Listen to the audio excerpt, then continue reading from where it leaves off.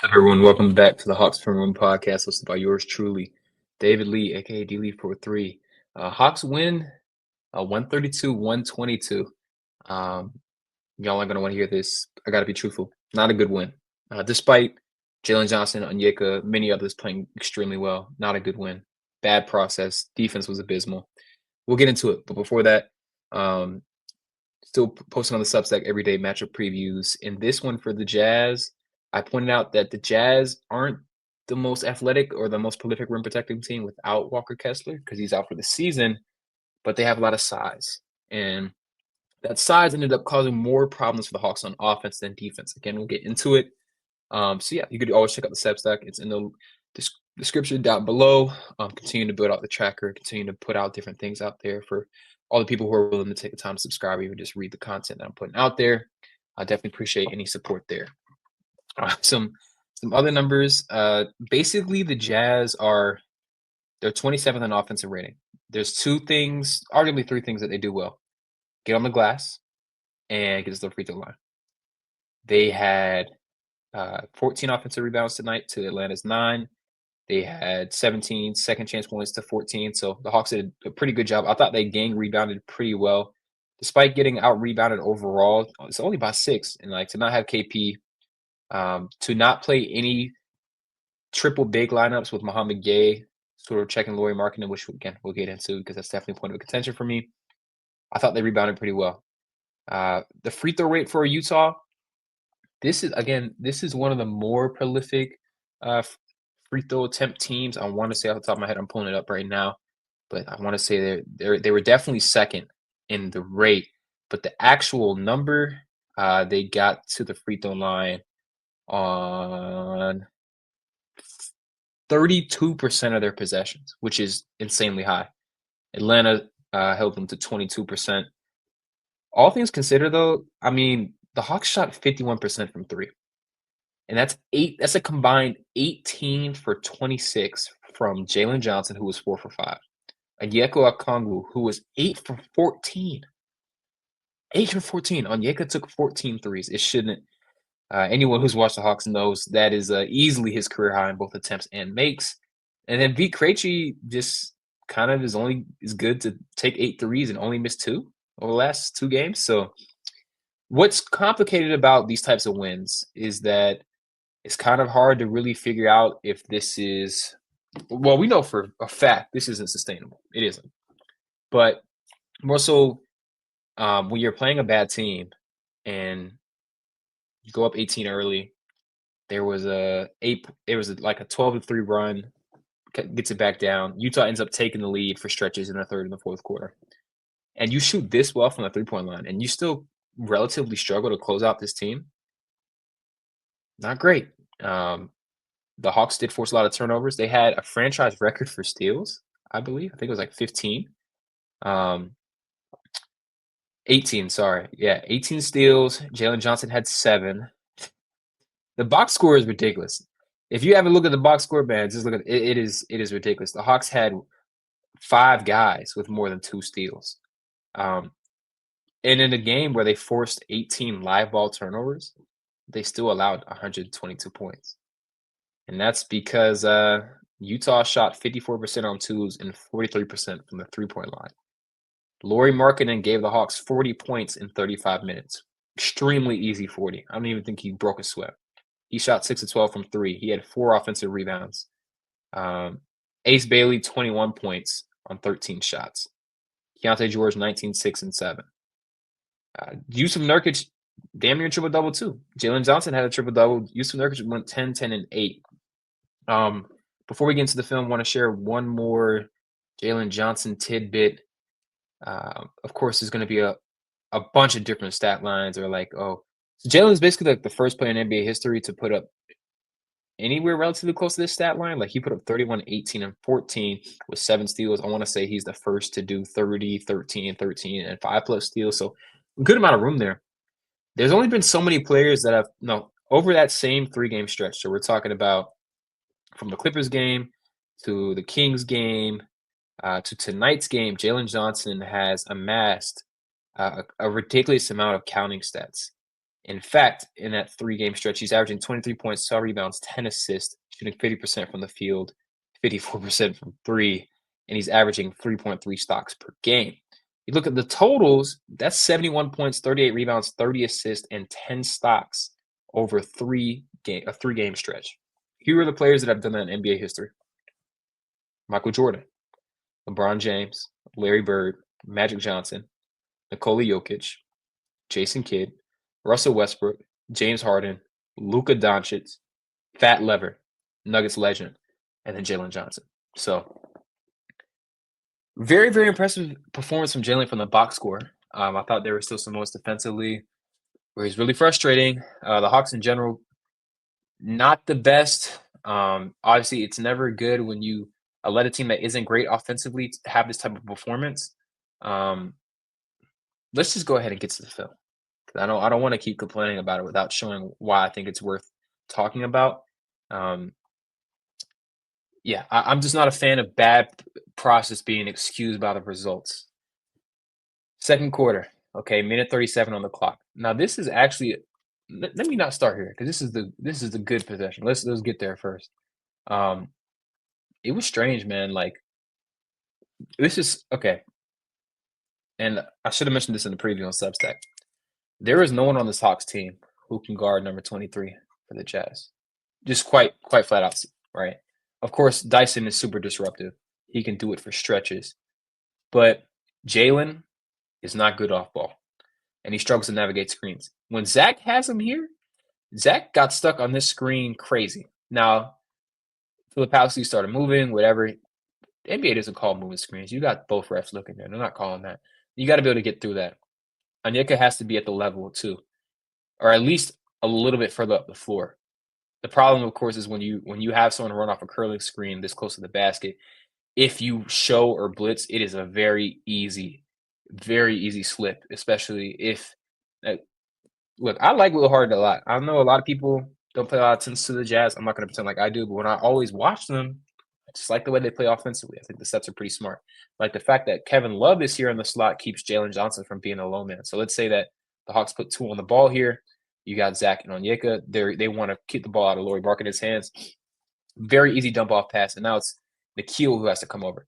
The thing about the Jazz is they have positive passers, and they're all 7 feet or taller. Like the Jazz's lineup with Lauri Markannen, Walker Kessler, and Filipowski. I forget who the 2 guard and the 1 guard are. They had like a 40 net rating, and that was before Walker went down, right? Anyways, let's let this clip play. Wide open shot for Lauri. Shot comes off. 2 things. First off, Zach is gonna do what he does almost every possession. He sees that shot goes up, he's gonna leak out. That's fine. I just need him to be a little bit more judicious when he does that, because when he does that, he leaves Lauri. This rebound isn't secure yet, and that's the key to getting a transition advantage. You got to leave before the defense recognizes it, 100%. Nikhil isn't quite able to get that box out. Ball takes a weird bounce, goes right past his face, and then look who's wide open. And again, because Kevin Love's a great passer, they're able to get there. So I don't think it's his fault, of course, but it's just an example that's the trade-off you get. Okay, if you're going to try to hunt transition points, you're going to sometimes bleed points that way.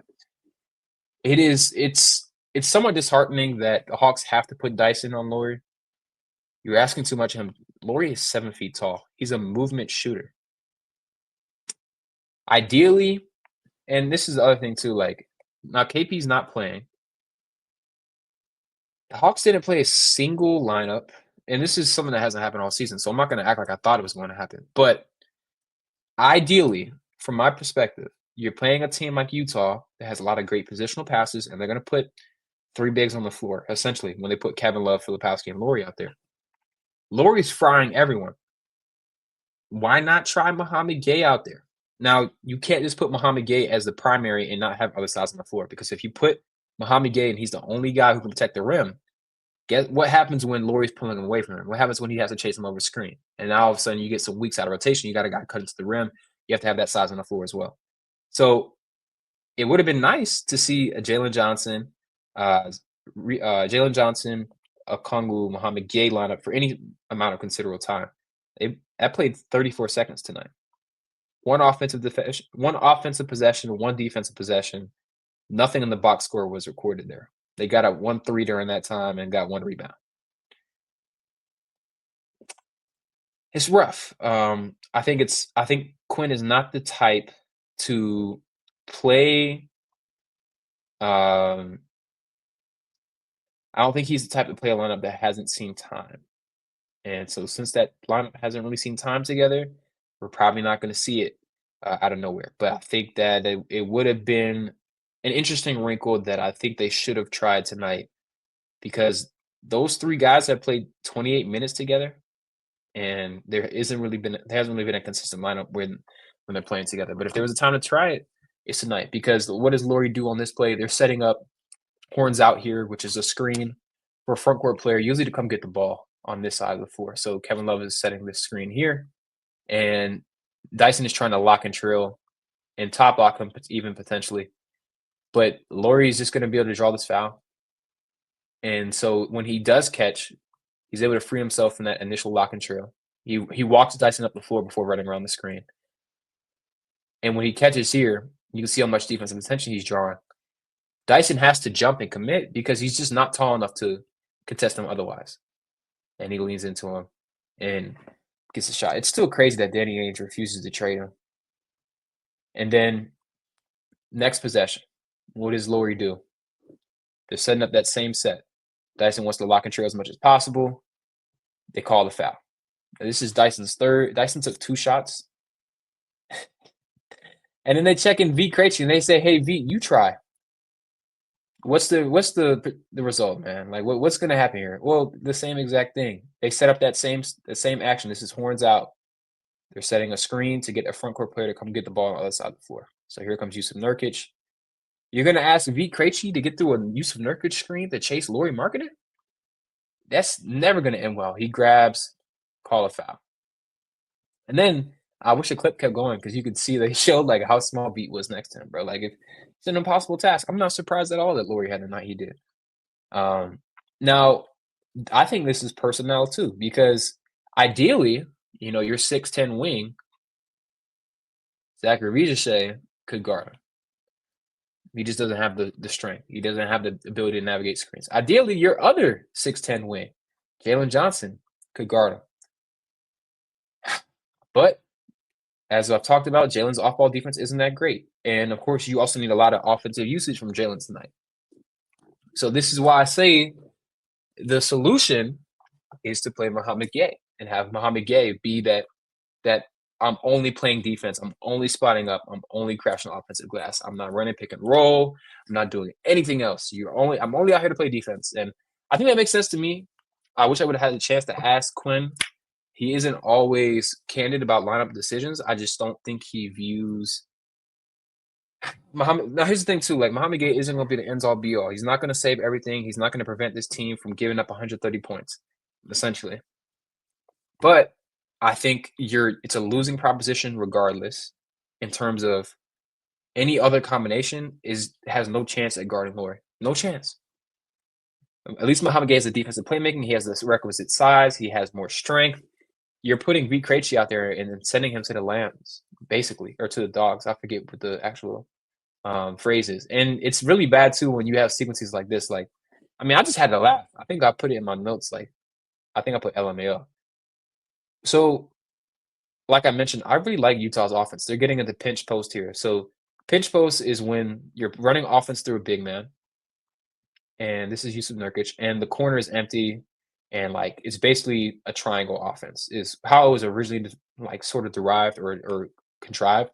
But like a lot of teams don't run like a triangle anymore. It's just sort of, hey, we're gonna run some off-ball screen action while we have an initial handoff, and then we have more options here. So Utah is just going to replace. They're just going to send guys going up this way into motion offense, and they're going to have Ace Bailey comes to the corner. This is simple, man. Now watch what the Hawks do. I want to know why Svi Mikhailuk creates this kind of reaction.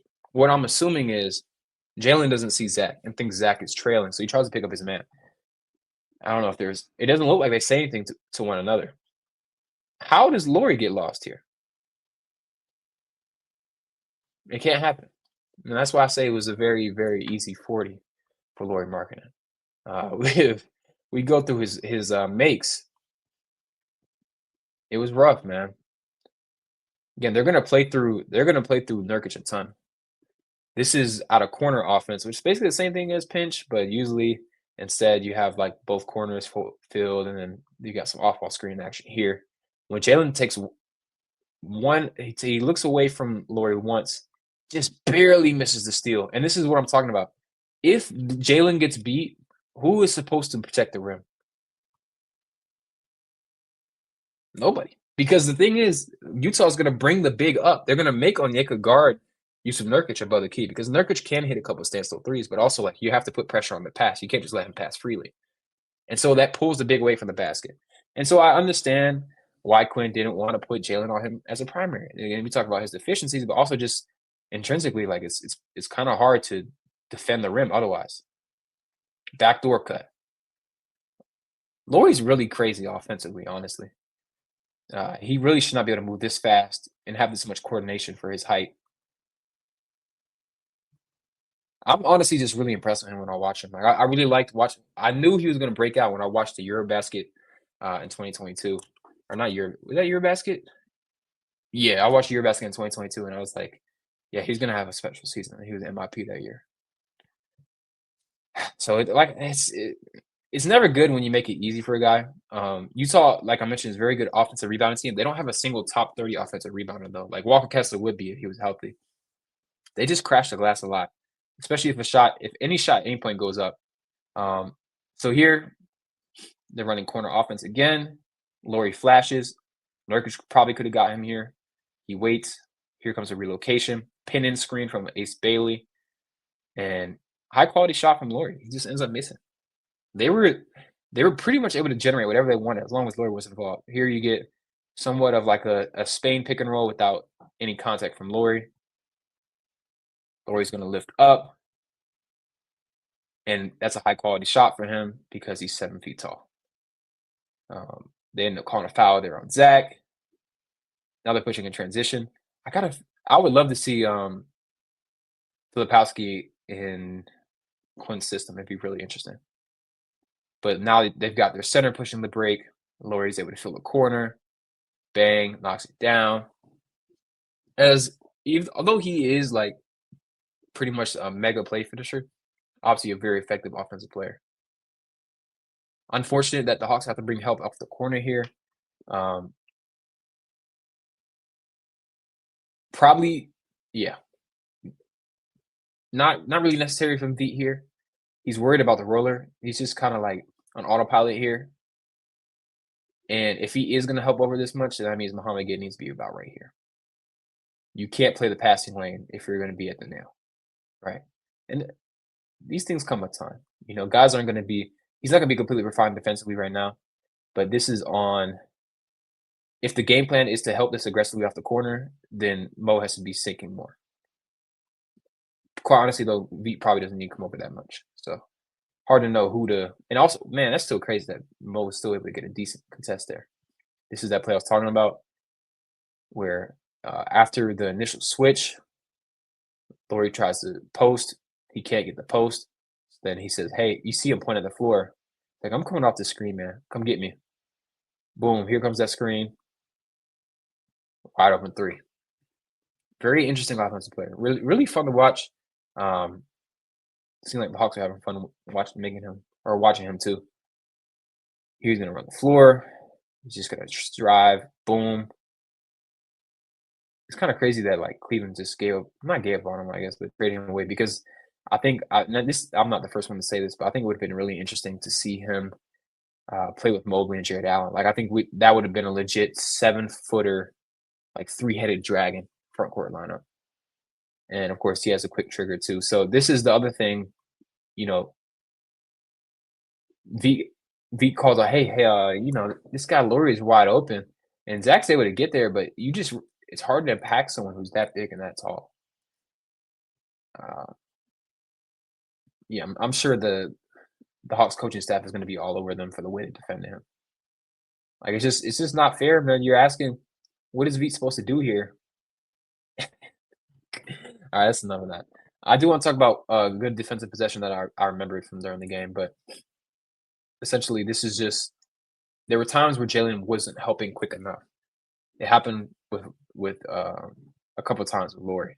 But basically, after they run that initial off-ball action, like Lauri will cut through, see if he can get a post up. If not, then they float to something else. So here they're going to float to a handoff, or they can be setting up the same exit screen where Mikhailo can be coming here. They're going to float to this handoff, or sort of like I guess not a handoff, but like more like a lead pass. And Jalen breaks on it early, and because he breaks on it early, and he's really bothers Keontae, they're able to get going the other way. And he wasn't always breaking early. And this is also too like where it's more. I think this is where Zach should always take off. It's also very hard to tell in real time, of course, but like look how quickly he takes off. This is why they're able to score here because Zach runs, and that's why the Hawks ask him to do that. That's why he does it so often. It doesn't always work, but I would say like more often than not, it probably does, and it's pretty important. Um, Jalen Johnson had 13 assists. Let's run through those real quick. I think his passing is getting better, which is scary. But here he's going to attack downhill, spin, or turn his back to the defense. Understand that he knows he has Zach Riche in the corner. Get it to him in the shooter's pocket. He knocks it down. The live dribble passing has definitely taken a leap. He wasn't like this. Here they're using him similar in that similar sort of function that the Jazz were using Yusuf Nurkic. So they're setting up a stagger screen for Vit Krejci. Vit has been shooting it really well. So there's an option to go around that stagger screen. Instead, they're going to slip it, right? Because the Jazz are worried. You got 3 defenders involved. But if you notice here, Jalen, because he has Filipowski and Mohamed Gaze in the corner, there's no bigs involved in this action. And Filipowski can't help on the rim. So when Vit slips, he's wide open and pinpoint pass from Jalen. And this is why I love playing through the front court, man. And of course, Jalen's a great live transition decision maker. This is insane.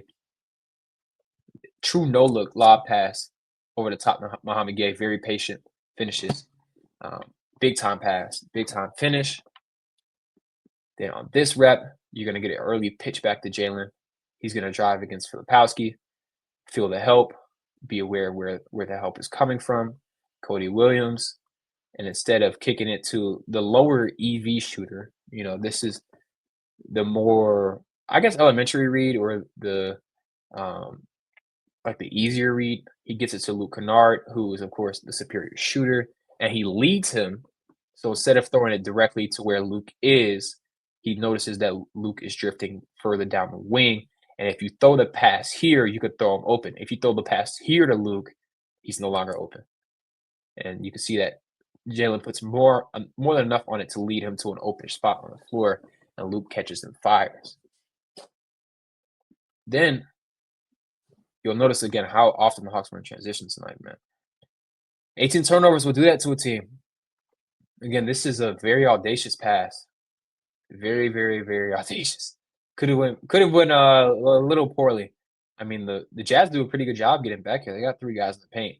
But that's the thing, too. While they have the size, they don't have the length or the verticality. Like, Filipowski is 7 feet tall, but I think he has a negative wingspan. He might be 6'11". And so he can't go up there and really impact that shot at all. Let's take a look at this next assist. They're running essentially spread pick and roll here. You've got one player on the opposite wing. You've got Onyeka in the corner. You got Zach in the other corner. They're going to slip this screen.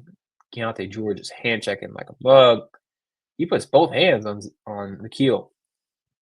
And Nikhil gets deep enough to draw 2.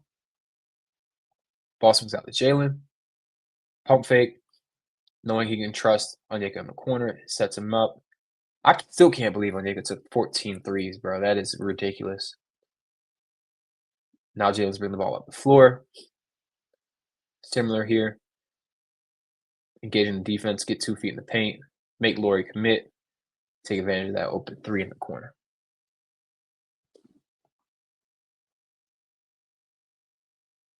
You will notice, though, of course, that so many of these assists are in transition. I don't think it's a bad thing. It's just more so like what the state of the Hawks offense is right now. If they're not I think the offense, and I haven't logged this game just yet. I do think the organized offense has been really interesting. I think they've tried. I think they've been inventive and creative. It's just really tough. Like when that initial advantage is denied, what else can they fall back on? Especially if KP isn't on the floor. And so I thought Jalen's creation was big, as it always is. But this is the type of stuff that he's getting better at, right? Instead of just blindly spinning, acting like there's nowhere he's going to get help, if you notice where he gathers it, he brings the ball up high, avoiding the dig, and then he's able to get it to Dyson when he dives that against that help. Another transition assist, just get it smoothly and calmly to Onyeka. I think at some point they should have probably tried guarding him, but I don't know. What do I know? Another transition assist. I love how intentional he is about drawing the defense before he kicks it. You know, that he has, generally speaking, like there are guys who would give it to a Kennard here, here, here, here, but he really makes sure that Lauri fully commits before he kicks it over to Kennard, which makes that three that much more open. Semi-transition look here. They're going to flow into some early offense. Onyeka's going to just sleek out. He was super confident, man. And boy, do they need every three. I still couldn't believe they were only up 7 after he had made so many threes. And then they find Onyeka again. Like, Nurkic just has no chance to get back out there. Oh, this is even the assist. This is out of broken play. Lobs over top to Onyeka.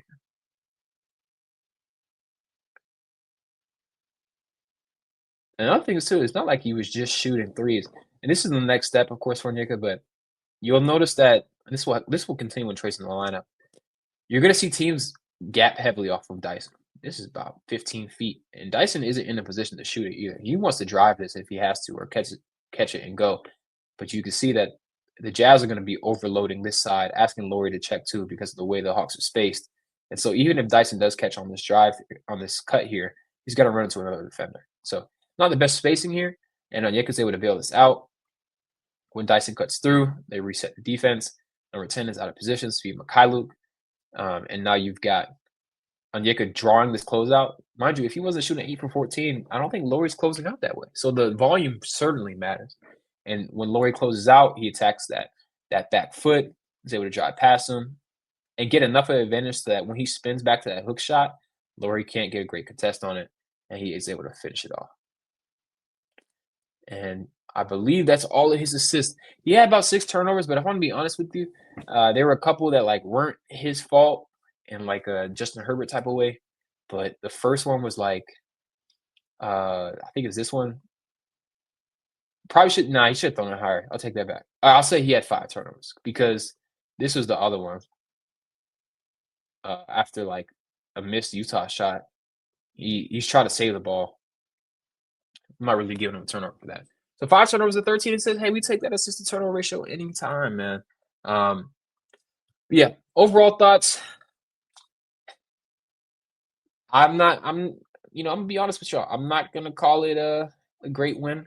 I think a great shooting outcome for sure. But this is the outlier of outliers. Like this is not something that you can obviously count on to be repeatable. This is why I think it's so funny when people say things like, "Oh, the offense is, or the team is better without Trey," because quite honestly, man, like this team really struggles to score without him. There's moments where the defense look good, but then you have times like this, or you have that first half against the Kings, or you have that first quarter against the Clippers. Like there have been times where the Hawks have buckled down, which is important, and I think that's a good indicator for where they can get to in the future.